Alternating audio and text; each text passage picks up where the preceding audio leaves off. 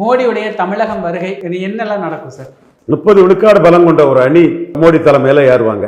நான் பார்லிமெண்ட் மையமா வச்சு பண்றேன். அசம்பிளியில அந்த கட்சியின் தன்மை மாறினதுனால 13 விழுக்காடு ஓட்டு ஓபிஎஸ் ஆல அடி வாங்கிட்டு மீண்டும் ஓபிஎஸ் சேர்த்தாலும் அது வராது.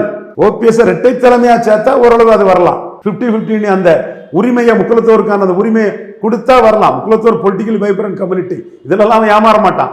சோ இதுல 30 விழுக்காடு பலம் கொண்ட ஒரு அணிக்கு ஒரு முக்கிய நம்பர் 1 பிரச்சார பீரங்கியாட்டு மோடி வாராரு. 8 முறை வர்றதா சொல்றாங்க, பல முறை வாராரு. Modi will never accept defeat. தோத்து போன தமிழ்நாட்டில் மீண்டும் ஜெயிக்கணும்னு உறுதிபட நிற்கிறாரு.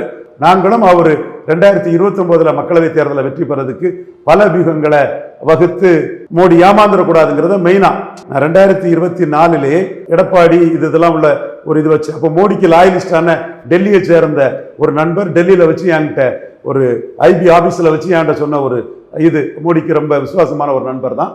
ஒரு பெரிய லெவல்ல இருக்கணும். நீங்க என்ன எடப்பாடி இப்படி நம்பி ஏமாறுறீங்க? அவரு பாஜக கூட வரமாட்டாருங்க, கலத்தி விட்டுருவாருங்க, அவர் இல்லாம மோடிக்கு ஏதாவது பண்ண முடியுமா பாருங்கன்னு தான் சொன்னாரு.